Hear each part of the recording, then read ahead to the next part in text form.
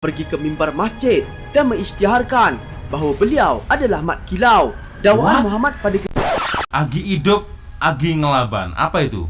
yang membawa maksud selagi hidup, selagi itu berjuang. Selagi hidup, itulah selagi berjuang juga ya. Hidup adalah perjuangan tanpa henti-henti. Yore, assalamualaikum warahmatullahi wabarakatuh. Bertemu lagi, ada saya di sini Cak Lonjong Salam Lonjong. Hiya.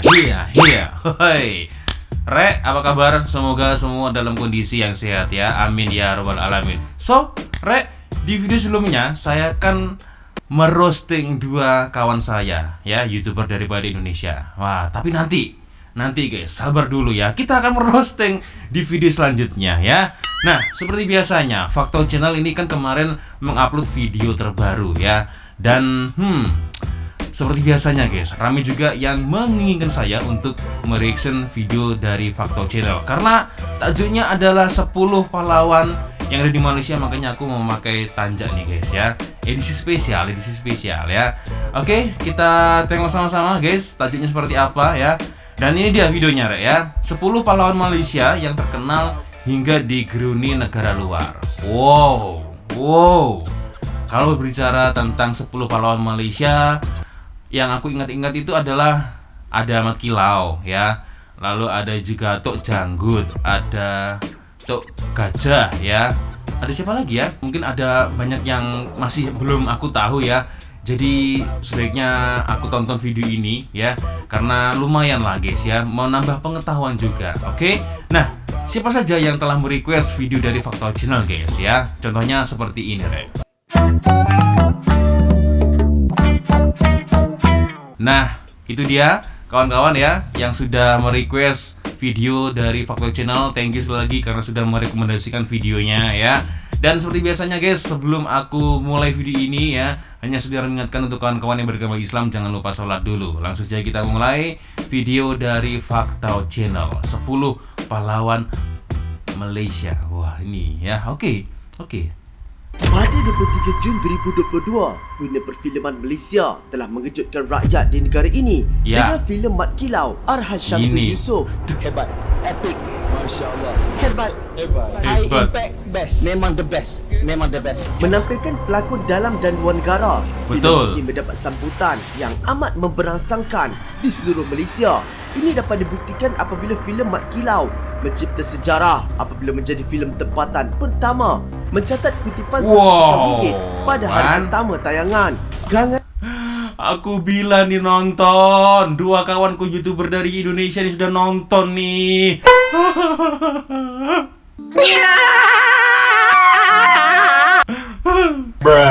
Filem ini dirasai oleh setiap lapisan masyarakat dan Fakta juga tidak terkecuali apabila Fakta menerima banyak cadangan untuk membuat tentang 10 pahlawan, pendekar dan pejuang yang terkenal di negara ini. Namun perlu Fakta ingatkan, tajuk kali ini agak berat dan banyak perkara dan isu sensitif yang perlu Fakta ringkaskan. Ini ya. Jadi ada banyak perkara yang sensitif ya.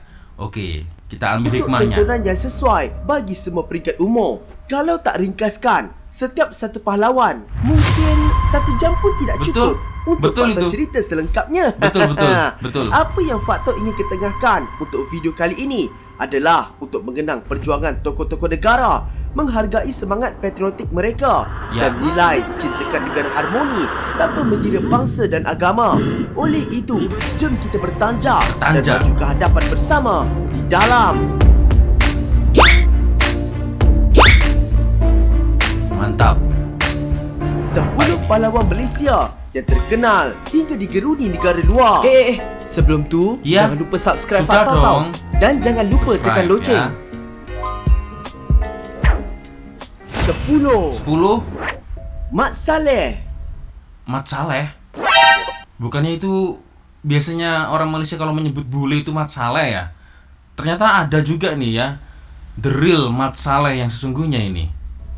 Mat Saleh atau nama sebenarnya Datuk Paduka Muhammad Saleh bin Datuk Balu merupakan pahlawan dan pemimpin yang sangat terkenal dalam menentang pihak British di Sabah. Sama seperti pahlawan-pahlawan yang lain Mat Saleh telah bangkit menentang sistem percukaian yang tinggi dikenakan oleh pihak British ke atas penduduk tempatan di Sabah. Malah penduduk di Sabah juga telah dipaksa menjadi buruh dalam pembinaan landasan kereta api dan talian telegraf. Berang dengan tindakan itu, pada tahun 1897, Mat Saleh dan pengikutnya telah menyerbu dan memusnahkan beberapa rumah, gerai, kedai dan membakar pejabat pentadbiran pihak British. Pihak British cuba melakukan serangan balas terhadap Mat Saleh sebanyak 2 kali, iaitu pada tahun 1897 dan tahun 1898. Namun kedua serangan balas itu gagal. Ini telah menyebabkan pihak British membuat keputusan untuk membuat satu perjanjian damai dengan Mat Saleh, di mana beliau akhirnya bersetuju. Namun perjanjian itu tidak bertahan lama apabila pihak British memungkiri janji mereka dan menyebabkan pertempuran tercetus kembali. Pada 1 Februari 1900, Mat Saleh telah menghembuskan nafasnya yang terakhir apabila terkorban dalam pertempurannya bersama pihak British. Namun jasa Mat Saleh sebagai pejuang bangsa yang menentang pihak British selama 6 tahun telah diabadikan bersama tugu yang dibina di daerah Tambunan, Sabah. Okey, kita lanjut lagi, Rek. 9. Datuk Maharaja Lela. Oh my god, ini ternyata nama pahlawan, Rek. Aduh, ini aku teringat dengan sebuah program acara televisi ya. Televisi yang di Malaysia, entah itu TV1 atau TV2.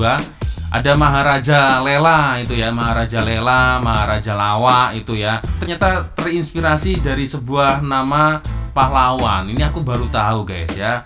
Maharaja Lela. Oke, Datuk Maharaja Lela. Siap.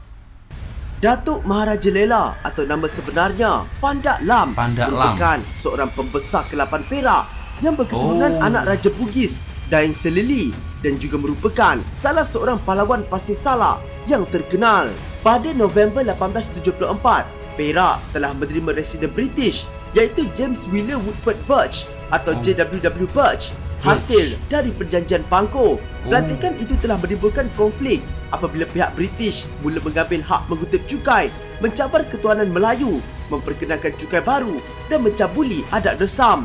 Peristiwa yang mengangkat Datuk Maharaja Lela sebagai pejuang terkenal adalah apabila beliau bersama beberapa pejuang yang lain seperti Sepuntum, Datuk Sago dan Ngah Kandin telah bertindak mengambil nyawa residen British pertama di Perak dalam usahanya menentang pihak British. Disebabkan tindakannya itu, pada 13 Januari 1876, pihak British telah menawarkan hadiah sebanyak $6,000 kepada sesiapa yang berjaya menangkap Datuk Maharaja Lela dan $3,000 bagi sesiapa yang berjaya menangkap Datuk Sago dan Pak. Ini ya. 6.000 ya kepada sesiapa yang berjaya menangkap Datuk Maharaja Lela. $6,000 loh. Waduh, itu berapa ya? Pada masa saat itu pasti banyak banget. $3,000 kepada sesiapa yang berjaya menangkap Datuk Sagor dan Ngah Kandin. Tetapi pada 20 Januari 1877, beliau telah ditangkap dan dijatuhkan hukuman oleh pihak British di Taiping, Perak. Namun pengorbanannya bersama rakan-rakannya itu telah mencetus dan memberi suntikan awal dalam menaikkan semangat orang ramai untuk membebaskan tanah Melayu dari genggaman pihak British. Ya. 8. Tok Janggut. Tok Janggut merupakan gelaran yang diberikan kepada Haji Muhammad Hassan bin Panglima Mat Munas, iaitu seorang pahlawan yang berasal dari Pasir Putih, Kelantan. Disebabkan penampilannya yang gemar memelihara janggutnya sehingga ke paras dada. Tok Janggut yang mendapat pendidikan di Mekah dan mahir bersilat ini juga merupakan seorang tokoh agama Islam yang sangat terkenal di Kelantan. Perjuangan beliau bermula apabila pihak British telah mengambil alih pemerintahan Kelantan daripada Siam dan mula mengubah banyak perkara dari segi pentadbirannya. Antaranya adalah seperti mengenakan cukai tanah dan cukai kepala sebanyak RM1 seorang setiap tahun. Tidak bersetuju dengan perkara itu, Tok Janggut bersama rakan-rakannya telah bertindak untuk tidak memberi kerjasama dengan pihak British, dan tindakan beliau ini telah mendapat sokongan sebilangan besar rakyat. Bagaimanapun kebangkitan Tok Janggut ini tidak disenangi oleh pihak istana yang telah dihasut pihak British pada masa itu, sehingga Tok Janggut dianggap sebagai penderhaka Keberanian Benda Tok Raka. Janggut yang ingin melindungi rakyat Kelantan dari sistem percukaian tidak adil telah mengakibatkan beliau terkorban di dalam satu pertempuran di Kampung Kupoh bersama pihak British. Namun begitu semangat patriotiknya telah diakui dan dikenang sepanjang zaman. Wah, ini yang mencoba untuk membela rakyat pada masa itu, terutama untuk rakyat Kelantan ya. Luar biasa, Tok Janggut ya.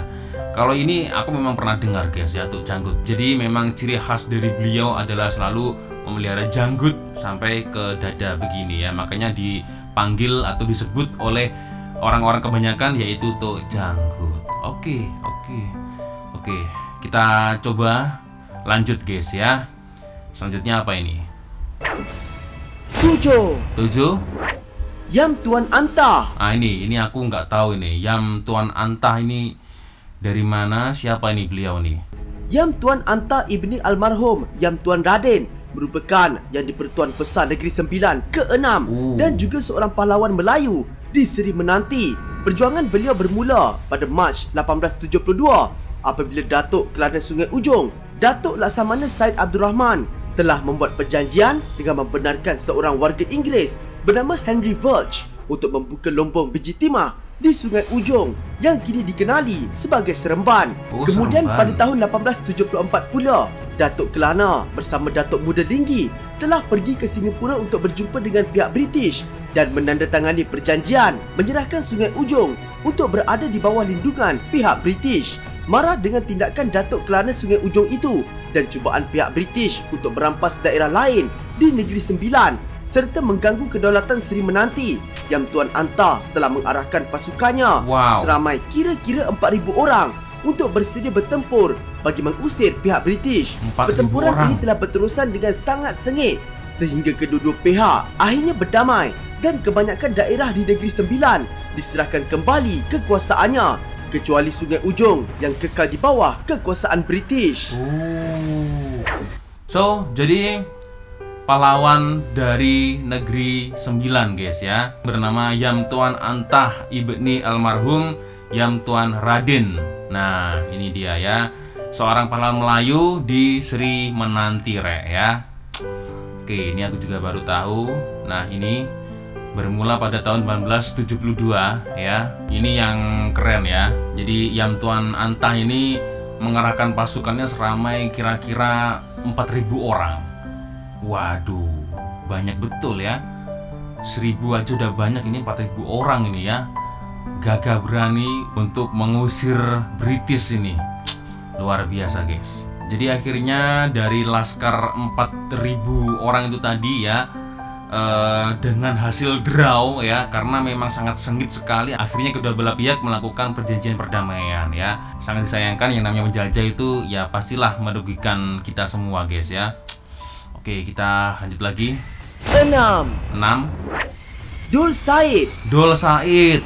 Perjanjian Okey. Inggeris Belanda pada tahun 1824 yang menyaksikan Belanda menyerahkan Melaka kepada British telah menyebabkan kebangkitan seorang pahlawan Melayu dari Nanning, iaitu Dul Said, Dul Datuk Said. Abdul Said bin Omar atau lebih dikenali sebagai Dul Said, yang mula mempelajari seni silat sejak berumur 6 tahun lagi. Juga merupakan penghulu Nanning yang ke-9, telah membuat keputusan untuk menentang pihak British apabila British mendakwa Nanning sebahagian daripada Melaka dan memaksa mereka untuk mematuhi kesemua peraturan yang telah ditetapkan British.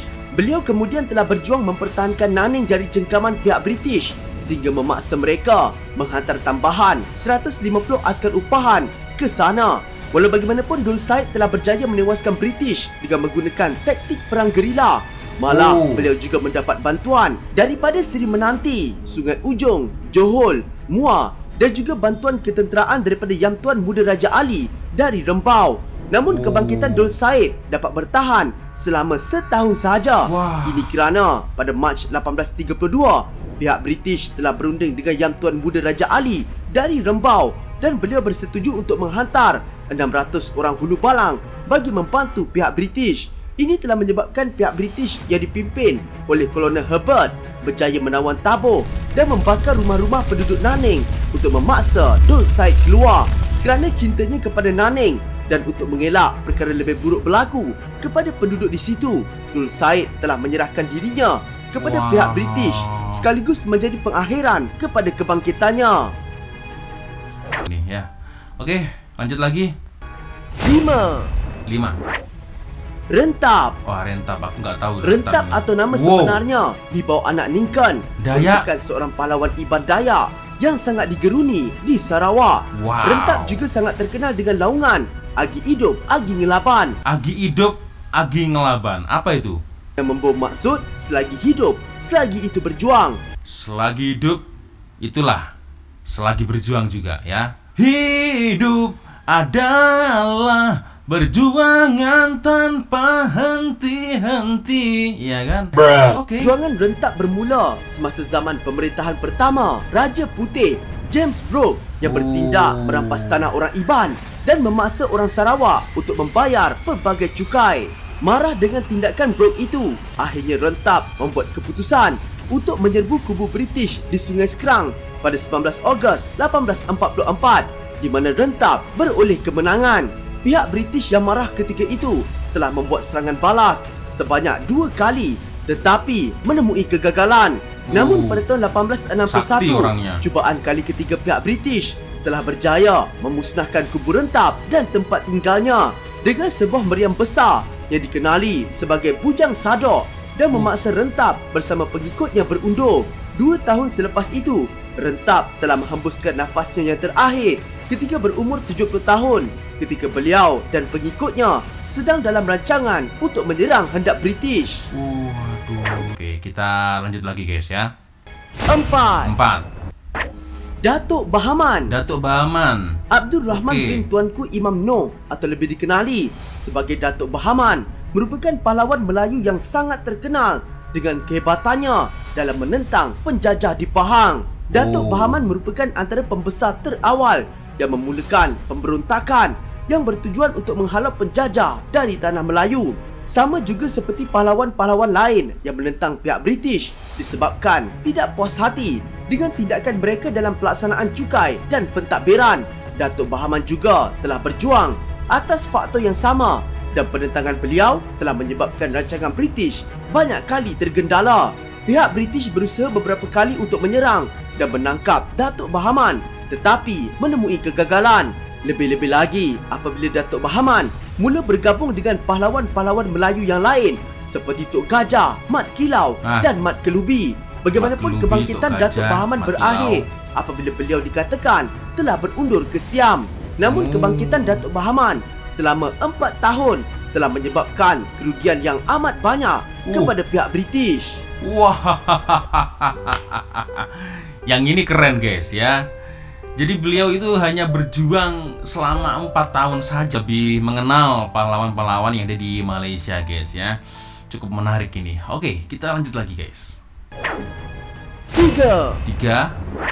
Abdul Rahman Limbong. Abdul Rahman Limbong. Haji Abdul Rahman Okey, Limbong pernah dengar aku. atau nama sebenarnya Haji Abdul Rahman bin Haji Abdul Qadir merupakan seorang pendakwah dan pahlawan Melayu yang berasal dari Terengganu. Beliau yang mula mempelajari pendidikan asas ilmu-ilmu Islam di Mekah sejak kecil ini, mula menentang Inggeris sejak tahun 1920 apabila pihak Inggeris mula campur tangan untuk mentadbir tanah di Terengganu dan mengenakan cukai untuk setiap ekar tanah. Tidak hanya pandai dalam ilmu agama, beliau juga sangat bijak dalam ilmu guaman. Ini dapat dibuktikan apabila beliau beberapa kali menjadi peguam di mahkamah untuk membela rakyat yang disaman oleh pihak British. Pihak pengumam itu apa guys ya? Pengumam seperti lawyer maybe? Kawan-kawan boleh berkomentar ya. Akibat tidak membayar cukai tanah. Antara hujah-hujah yang sering digunakan beliau adalah tanah yang dibuka oleh rakyat itu ialah hak Allah, bukannya hak negeri, dan ialah tanah pusaka peninggalan orang-orang tua mereka. Sekiranya tidak diwarisi, tanah boleh diserah kepada Baitul Mal. Jika didapati tiada pemilik tanah, barulah ia menjadi hak kerajaan. Rasa terancam dengan perjuangan Abdul Rahman Limbong, pihak British telah bertindak melabel beliau sebagai penderhaka kepada kerajaan Terengganu. Lalu beliau ditangkap dan dibuang negeri ke Singapura dan seterusnya ke Mekah. Beliau kemudian menghembuskan nafas terakhirnya di Mekah setahun kemudian Ya. pada 16 November 1929. Oke, jadi itu tadi ya. Sisi kita ambil no. Mungkin kawan-kawan yang paham boleh komentar guys ya. Oke, kita lanjut lagi. Mat Kilau, Tok Gajah ini nomor berapa ini? Nomor 1, nomor 2? 2. Tok Gajah. Tok Gajah, ayah Mat Tok Kilau. Gajah atau nama sebenarnya Rasu Abdul Salam bin Syahrum merupakan Okey. orang besar Raja Pahang yang mendapat gelaran Imam Perang Indra Gajah Pahang. Oh, Imam Perang Indra Gajah Perang.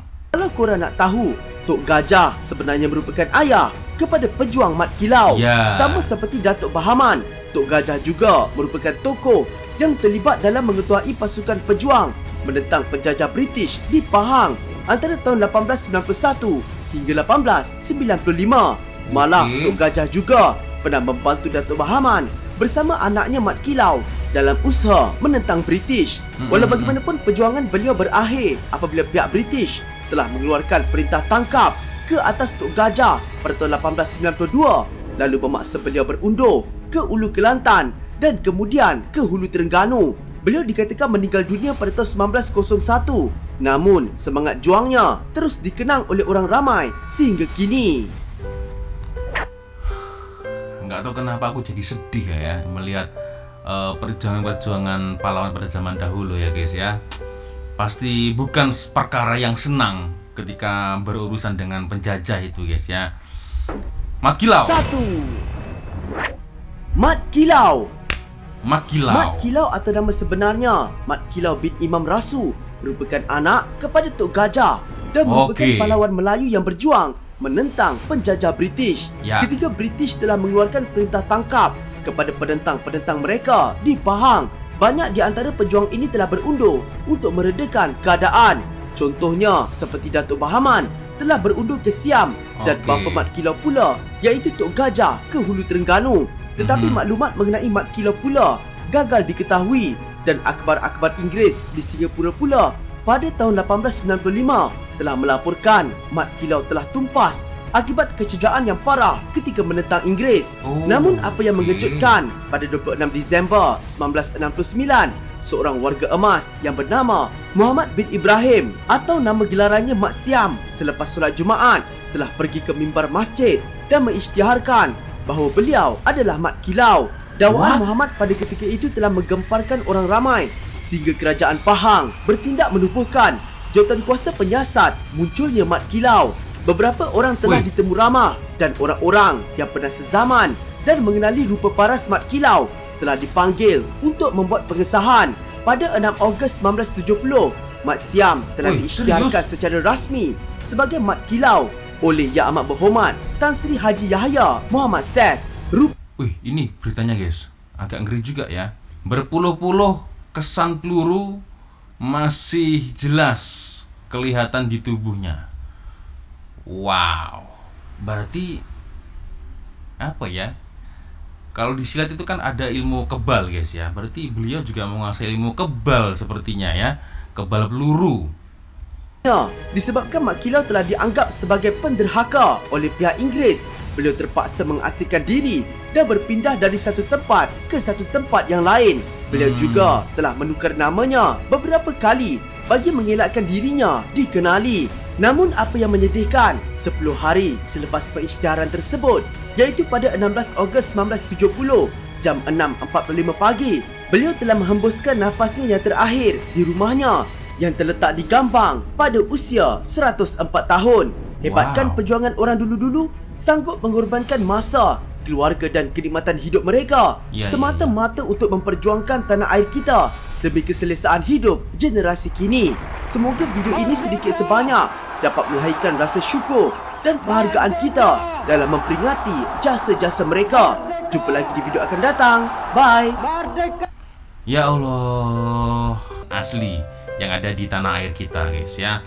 Oke, sepertinya cukup sudah Rek ya untuk video saya kali ini. Terima kasih untuk kawan-kawan yang sudah tonton video saya. Dan seperti biasanya Rek, kalau ada sikap atau kata-kata saya yang kurang berkenan ya dari awal video sampai di akhir video, aku minta maaf yang sebesar-besarnya. Dan jangan lupa follow sosial media saya. Dan akhirnya saya Cak Lonjong. Wassalamualaikum warahmatullahi wabarakatuh. I love you Malaysia, I love you Indonesia. Bye bye Rek. Haha, see.